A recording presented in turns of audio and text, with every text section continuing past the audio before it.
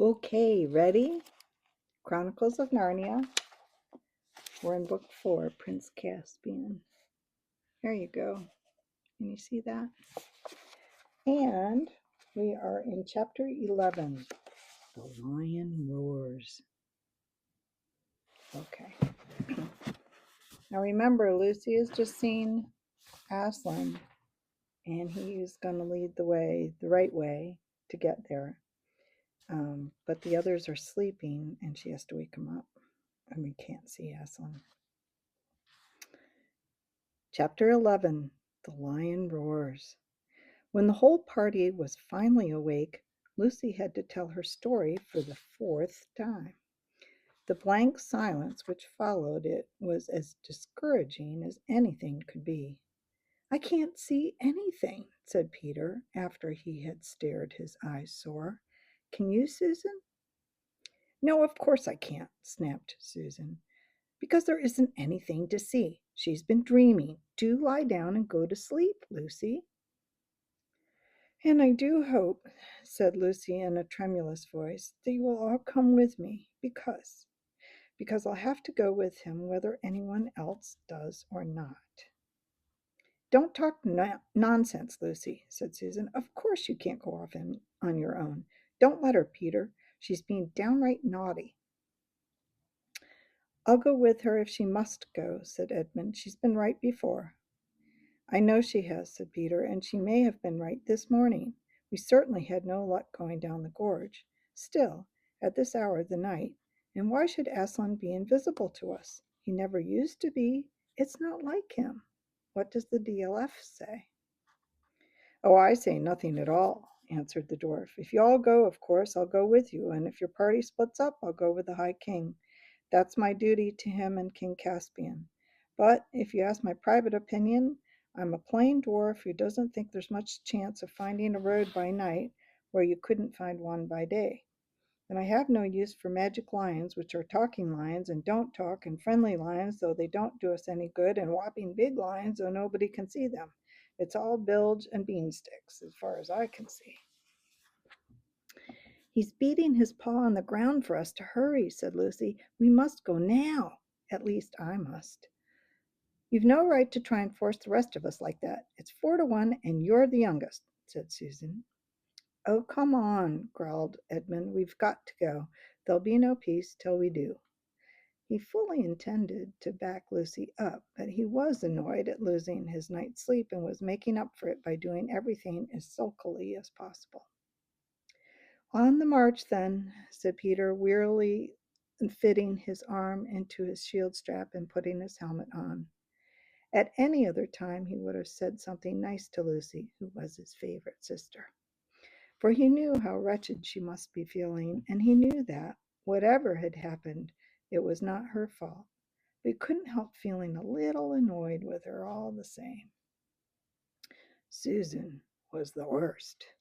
"Supposing I start behaving like Lucy," she said, "I might threaten to stay here while the rest of you went on or not. I jolly well think I shall." "Obey the High King, your Majesty," said Trumpkin, "and let's be off. If I'm not allowed to sleep, I'd as soon march as standing here talking." And so at last they got on the move. Lucy went first, biting her lip and trying not to say all the things she thought of saying to Susan. But she forgot them when she fixed her eyes on Aslan. He turned and walked at a slow pace about 30 yards ahead of them.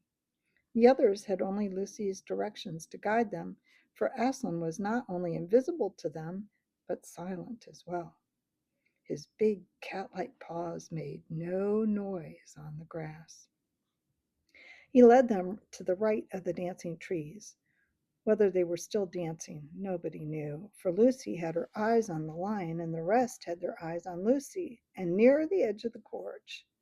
"Cobbles and kettle drums," thought Trumpkin. "I hope this madness isn't going to end in a moonlight climb and broken necks." For a long way Aslan went along the top of the precipices. Then he came to a place where some little trees grew on the edge. He turned and disappeared among them. Lucy held her breath, for it looked as if he had plunged over the cliff, but she was too busy keeping him in sight to stop and think about this. She quickened her pace and was soon among the trees herself. Looking down, she could see a steep and narrow path going slantwise into the gorge between the rocks, and Aslan descending it. He turned and looked at her with his happy eyes. Lucy clapped her hands and began to scramble down after him. From behind her, she heard the voices of the others shouting, "Hey, Lucy, look out, for goodness sake. You're right on the edge of the gorge. Come back." And then a moment later, Edmund's voice was saying, "No, she's right. There is a way down." Halfway down the path, Edmund caught up with her. "Look," he said in great excitement. "Look! What's that shadow crawling down in front of us?" "It's his shadow," said Lucy. "I do believe you're right, Lou," said Edmund. "I can't think how I didn't see it before. But where is he?" "With his shadow, of course. Can't you see him?" "Well, I almost thought I did for a moment. It's such a rum light." "Get on, King Edmund, get on," said Trumpkin's voice from behind and above, and then further behind and still nearly at the top, Peter's voice saying, "Oh, buck up, Susan, give me your hand. Why, a baby could get down here. And do stop grousing." In a few moments they were at the bottom, and the roaring of water filled their ears. Treading delicately like a cat, Aslan stepped from stone to stone across the stream. In the middle, he stopped, bent down to drink, and as he raised his shaggy head dripping from the water, he turned to face them again. This time, Edmund could see him. "Oh, Aslan!" he cried, darting forward. But the lion whisked around and began padding up the slope on the far side of the rush. "Peter, Peter!" cried Edmund. "Did you see him?" "I saw something," said Peter, "but it's so tricky in this moonlight.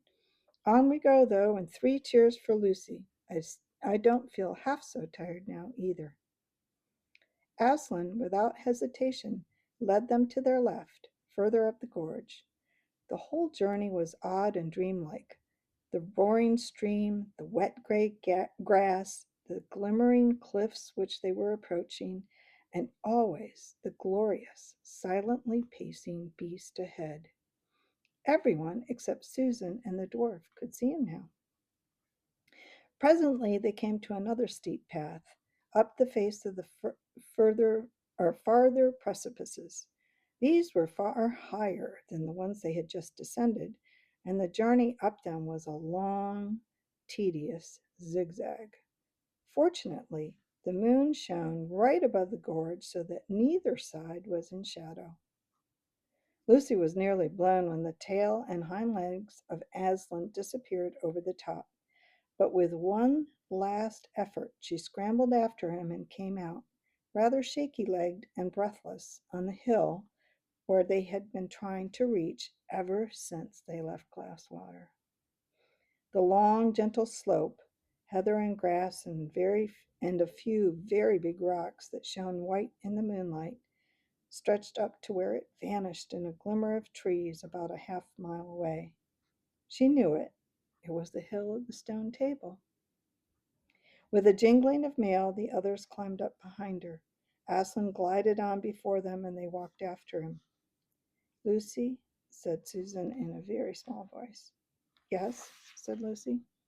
"I see him now. I'm sorry." "That's all right. But I've been far worse than you know. I really believed it was him, yesterday, when he warned us not to go down into the wood. And I really believed it was him tonight when you woke us up. Deep down inside. Or I could have, if I let myself. But I just wanted to get out of the woods, and I don't know. And whatever am I going to say to him?" "Perhaps you won't need to say much," suggested Lucy. Soon they reached the trees, and through them the children could see the great mound, Aslan's house, which had been raised over the table since their days. "Our side doesn't keep a very good watch," muttered Trumpkin. "We ought to have been challenged before now."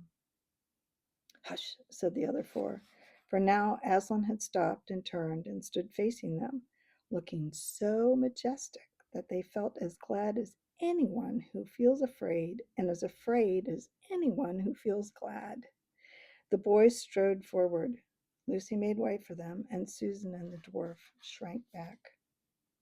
"Oh, Aslan," said King Peter, dropping on one knee and raising the lion's heavy paw to his face. "I'm so glad, and I'm so sorry. I've been leading them wrong ever since we started, and especially yesterday morning." "My dear son," said Aslan. Then he turned and welcomed Edmund. "Well done," were his words. Then, after an awful pause, the deep voice said, "Susan?" Susan made no answer, but the others thought she was crying. "You have listened to fears, child," said Aslan. "Come, let me breathe on you. Forget them. Are you brave again?" "A little, Aslan," said Susan. "And now," said Aslan in a much louder voice with just a hint of a roar in it while his tail lashed his flanks, "and now, where is this little dwarf, this famous swordsman and archer, who doesn't believe in lions? Come here, son of earth, come here!" And the last words were no longer the hint of a roar, but almost the real thing. "Race and wreckage!" gasped Trumpkin in the ghost of a voice. The children, who knew Aslan well enough to see that he liked the dwarf very much, were not disturbed. But it was quite another thing for Trumpkin, who had never seen a lion before, let alone this lion. He did the only sensible thing he could have done. That is, instead of bolting, he tottered towards Aslan. Aslan pounced. Have you ever seen a very young kitten being carried in the mother cat's mouth? It was like that. The dwarf, hunched up in a little miserable ball, hung from Aslan's mouth. The lion gave him one shake, and all of his armor rattled like a tinker's pack, and then, hey, presto, the dwarf flew up in the air. He was as safe as if he had been in bed, though he did not feel so. As he came down, the huge velvety paws caught him as gently as a mother's arms and set him right way up, too, on the ground. "Son of Earth, shall we be friends?" asked Aslan. Yes," panted the dwarf, for he had not yet got his breath back. "Now," said Aslan, "the moon is setting. Look behind you. There is the dawn beginning. We have no time to lose. You three, you sons of Adam and sons of Earth, hasten to the mound and deal with what you will find there." The dwarf was still speechless, and neither of the boys dared to ask if Aslan would follow them. All three drew their swords and saluted, then turned and jingled away into the dusk. Lucy noticed that there was no sign of weariness in their faces. Both the High King and King Edmund looked more like men than boys. The girls watched them out of sight, standing close beside Aslan. The light was changing. Low down in the east, Erebir, the morning star of Narnia, gleamed like a little moon. Aslan, who seemed larger than before, lifted his head, shook his mane, and roared. The sound, deep and throbbing, at first like an organ beginning on a low note, rose and became louder, and then far louder again, till the earth and the air were shaking with it. It rose up from that hill and floated across all Narnia. Down in Miraz's camp, men woke, stared palely in one another's faces, and grasped their weapons. Down below, in the great river, now at its coldest hour, the heads and shoulders of the nymphs and the great weedy, bearded head of the river god rose from the water. Beyond it, in every field and wood, the alert ears of rabbits rose from their holes, the sleepy heads of birds came out from under wings, owls hooted, vixens barked, hedgehogs grunted, the trees stirred. In towns and villages, mothers pressed their babies close to their breasts, staring with wild eyes. Dogs whimpered, and men leapt up, groping for lights. Far away on the northern frontier, the mountain giants peered from the dark gateways of their castles. What Lucy and Susan saw was a dark something coming to them from almost every direction across the hills. It looked first like a black mist creeping on the ground. Then, like the stormy waves of the Black Sea, rising higher and higher as it came on, and then, at last, like what it was, woods on the move. All of the trees of the world seemed to appear to be rushing towards Aslan, but as they grew nearer, they looked less like trees. And when the whole crowd, bowing and curtsying and waving long, thin arms to Aslan, were all around Lucy, she saw that it was a crowd of human shapes. Pale birch girls were tossing their heads. Willow women pushed back their hair from their brooding faces to gaze on Aslan. The queenly beeches stood still and adored him. Shaggy oakmen, lean and melancholy elms, shock-headed hollies, dark themselves, but with their wives all bright with berries, and gay rowans, all bowed and rose again, singing Aslan, Aslan, in their various husky or creaky or wave-like voices. The crowd and the dance around Aslan, for it had become a dance once more, grew so thick and rapid that Lucy was confused. She never saw whether certain other people came from, who were soon capering among the trees. One was a youth, dressed only in a fawn skin, with vine leaves wreathed in his curly hair. His face would have been almost too pretty for a boy's if it had not seemed extremely wild. You felt, as Edmund said when he saw him a few days later, there's a chap who might do anything, almost anything.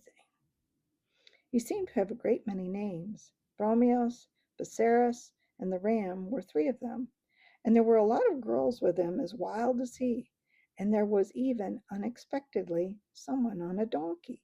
And everyone was laughing and everyone was shouting out, "One, one, yoy, yoy, yoy." "Is it a romp, Aslan?" cried the youth, and apparently it was. Excuse me. But nearly everyone seemed to have a different idea as to what they were playing. It may have been Tig, but Lucy never discovered who was it. It was rather like blind man's bluff, but everyone behaved as if they were blindfolded. It was not unlike Hunt the Slipper, but the slipper was never found. What made it more complicated was that the man on the donkey, who was old and enormously fat, kept calling out at once, "Refreshments! Time for refreshments!" and falling off his donkey and being bundled onto it again by the others, while the donkey was under the impression that the whole thing was a circus and tried to give a display of walking on its hind legs. And all the time there were more and more vine leaves everywhere, and soon not only leaves, but vines. They were climbing up everything. They were running up the legs of the tree people and circling around their necks. Lucy put her hands back to push back her hair and found she was pushing back vine branches. The donkey was a mass of them. His tail was completely entangled, and something dark was nodding between his ears. Lucy looked again and saw that it was a bunch of grapes. After that, it was mostly grapes, overhead and underfoot and all around. "Refreshments! Refreshments!" roared the old man. Everyone began eating, and whatever hot houses your people may have, you have never tasted such grapes. Really good grapes, firm and tight on the outside, but bursting with cool sweetness when you put them in your mouth, were one of the things the girls had never had quite enough of before. Here there was more than anyone could possibly want, and no table manners at all. One saw sticky and stained fingers everywhere, and though mouths were full, the laughter never ceased, nor the yodeling cries of "One, one, oi, oi, oi," till all of a sudden everyone felt at the same moment that the game, whatever it was, and the feast ought to be over, and everyone flopped down breathless on the ground and turned their faces to Aslan to hear what he would say next. At that moment the sun was just rising, and Lucy remembered something and whispered to Susan, "I say, Sue, I know who they are." "Who?" "The boy with the wild face is Bacchus, And the old one on the donkey is Silenus. Don't you remember Mr. Tumnus telling us about them long ago? Yes, of course, but I say, Lou, what? I wouldn't have felt safe with Bacchus and all his wild girls if we'd met them without Aslan. I should think not, said Lucy. So that's the end of chapter 11. Next time, chapter 12, Sorcery and Sudden Vengeance. Until then.